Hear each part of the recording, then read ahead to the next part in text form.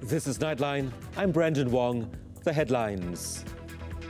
Free pneumococcal shots for 2020 babies. And Iran vows to retaliate over the U.S. killing of its top military commander.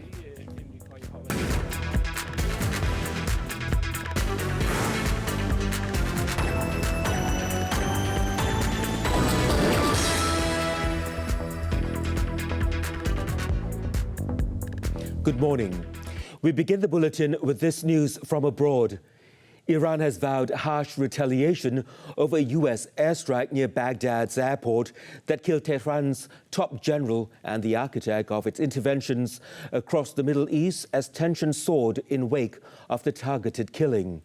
The country's supreme leader, Ayatollah Ali Khamenei, warned that severe retaliation is waiting for the U.S. after the airstrike and announced a three-day mourning in the country. He said the killing of Soleimani, who is considered a close friend and confidant, would double the motivation of the resistance against the U.S. and Israel. Mohsen Razeh, a former Revolutionary Guard commander, also condemned the attack, warning that Iran will take bitter revenge on the U.S. The killing and any forceful retaliation by Iran could ignite a conflict that engulfed the whole region, endangering U.S. troops in Iraq, Syria and beyond.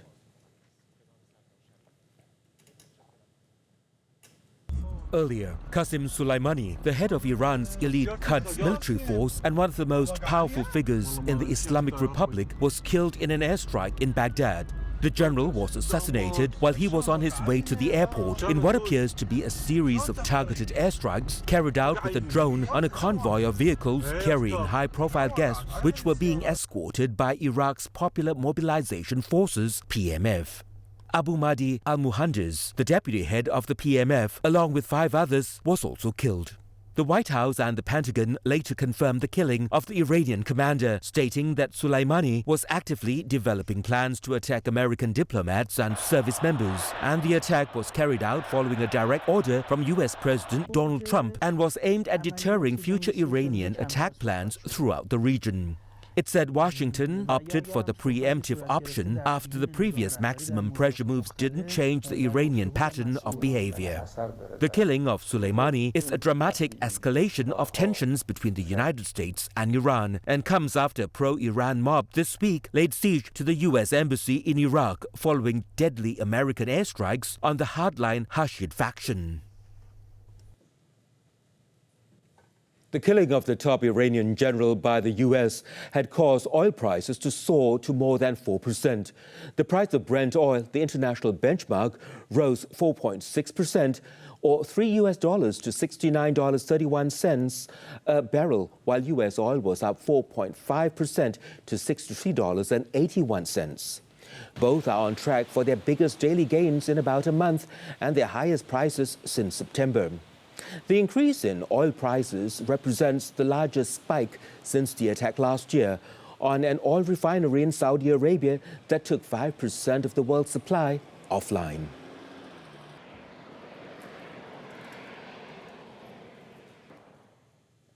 And back to the local front. Babies born from January the 1st onwards now qualify for free pneumococcal vaccination. Deputy Health Minister Dr. Lee Boon-chai said his ministry is in the process of obtaining the vaccines and the vaccination is expected to start in June. Kerajaan telah peruntukkan 60 juta ringgit untuk mula tahun ini dan kita masih dalam proses perolehan ubat tersebut dan untuk supaya selepas perolehan akan edar di kesemua klinik dan hospital dan kita jangka pelaksanaannya akan bermula bulan Jun, lebih kurang bulan Jun.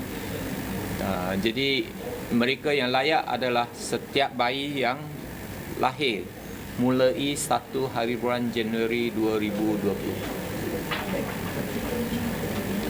So mereka akan terima vaccination backdated.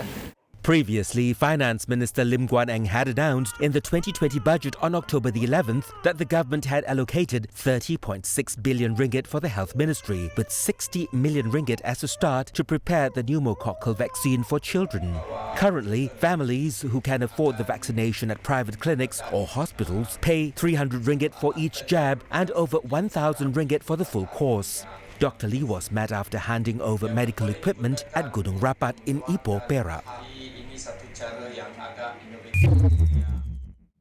Meanwhile, parents of teens who have been caught smoking in no-smoking zones will be made to pay for the fines issued to them. Deputy Health Minister Dr. Lee Boon Chai said health authorities have inspected 612 premises in Perak and issued 42 fines to those smoking in restaurants. Among them were underage children.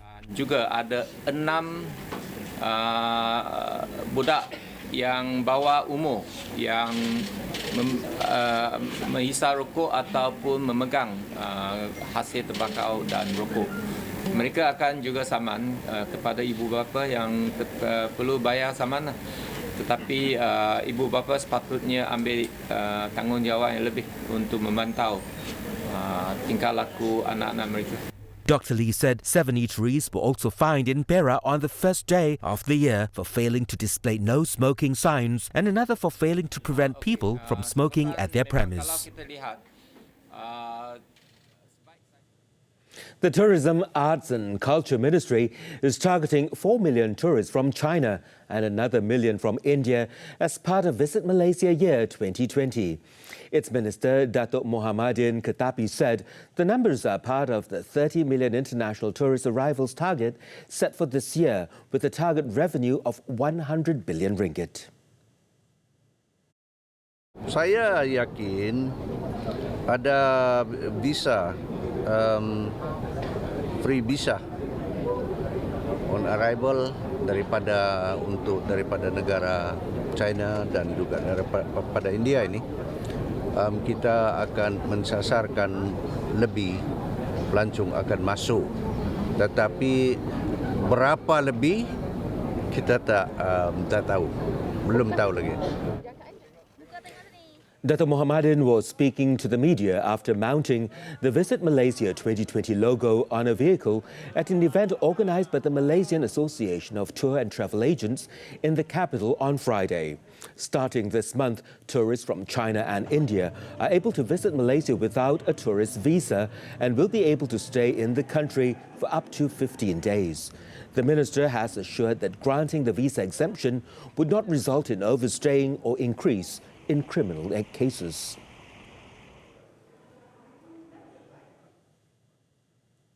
In Selangor, a 10-year-old girl died after she was found hanged at her home in Bandar Damai Perdana, CHERAS, Thursday. Kajang Deputy Police Chief Superintendent Muhammad Sabri Abdullah said the girl was unconscious when her parents made the shocking discovery at 5:30 a.m. In a statement, she added that the girl was found with a noose around her neck and the other end of the rope tied to a ladder holder. The parents then immediately took her to a private hospital nearby. Authorities also said that the girl, who was the eldest of 2 siblings, was last seen alive on Wednesday night at about 9 p.m. before she went to bed. Statements from all family members have also been recorded, and initial investigation did not uncover any evidence of foul play. The post-mortem conducted by experts at the Serdang Hospital also did not find any crime-related injuries, including signs of sexual assault. The probe is ongoing to determine the motive in the incident.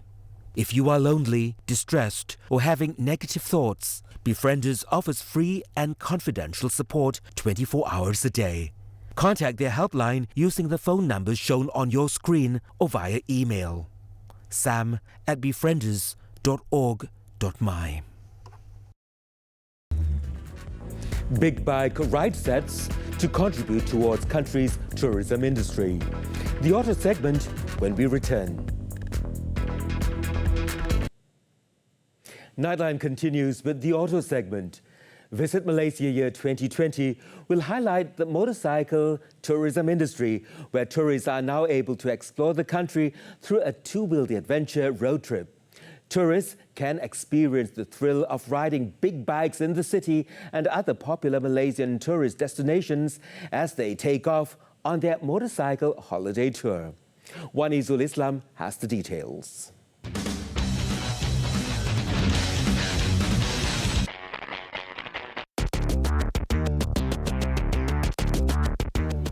The Malaysia Association Tour Agency MATA, in collaboration with Tourism Malaysia, will be launching the next big thing here in Malaysia for the Visit 2020 Dream. It is big bikes in the city, where tourists from around the world can join a convoy of high-powered motorcycles and visit some of the landmarks and tourist destinations around Malaysia. Let's go find out more.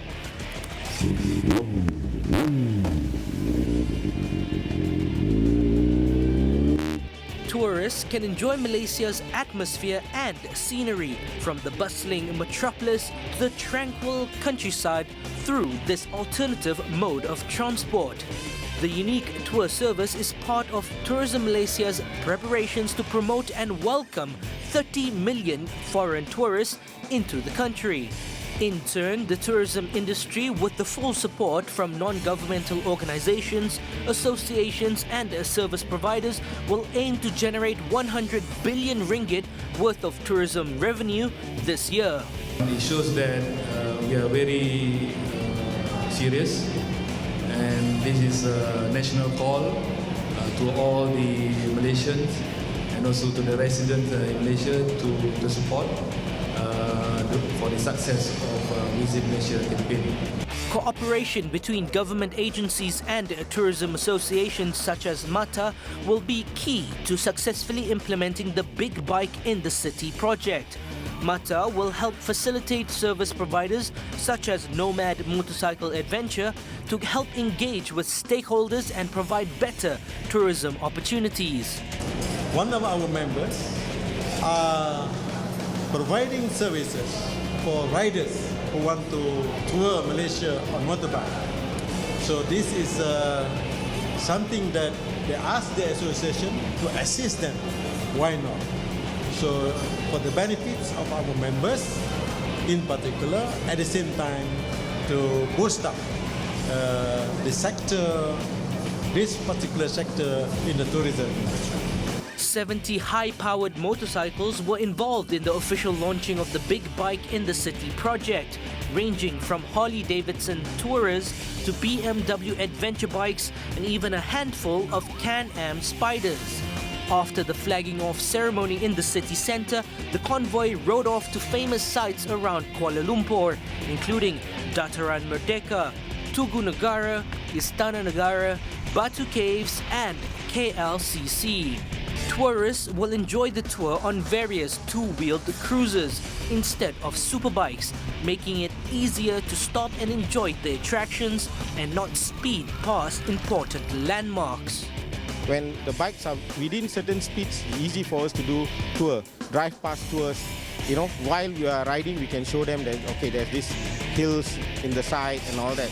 Whereas when a superbike, it's very difficult for them. We also have what we call adventure bikes, which are like Kawasaki Versys, BMW GS. We also have Harley Tourers also, which are what we call adventure tour bikes, which also we cater for the tourists. Tour packages range between day tours of the city centre to a more advanced 5-day tour package visiting nearby surrounding states. The KL City Day Tour would cost a pillion rider 500 ringgit, which includes motorcycle insurance, guide services and fuel throughout the journey. A 5-day package visiting Pahang, Perak and Pulau Pinang would cost approximately 6,800 ringgit, inclusive of accommodations, food and beverages, along with road captain services. For the avid bike tourer, a 12-day package is available where travellers can ride throughout the whole of Peninsular Malaysia for an all-inclusive price of 13,800 ringgit. Visit Malaysia 2020. Big Bike in the city. Wanizul Islam for Nightline's Auto segment, TV3.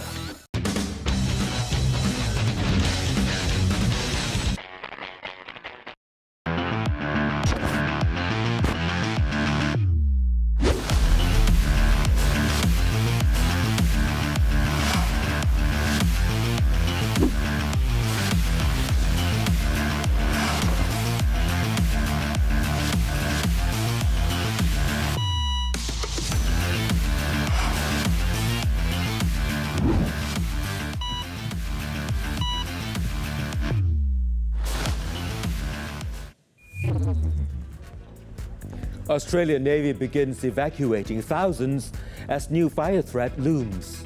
More on this after the breather. Welcome back. The Australian Navy on Friday began the evacuation of some of the thousands of people stranded on the east coast of the fire-ravaged country as a searing weather front was set to whip up more blazes across the states of Victoria and New South Wales on the weekend. It is understood that the Navy have started the evacuation of the 4,000 people that have been stranded on a beach in the town of Malakota in Victoria since New Year's Eve. With all roads blocked, sea transport and some airlifts are the only way out of the stricken town, and each round trip by sea could take a day or more.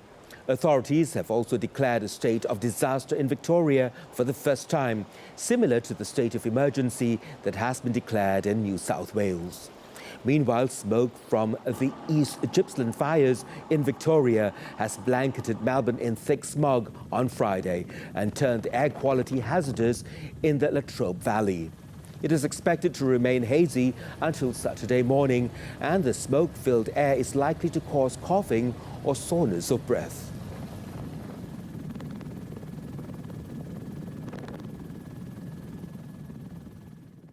I'm Brandon Wong. Thanks for tuning in and have a good weekend ahead.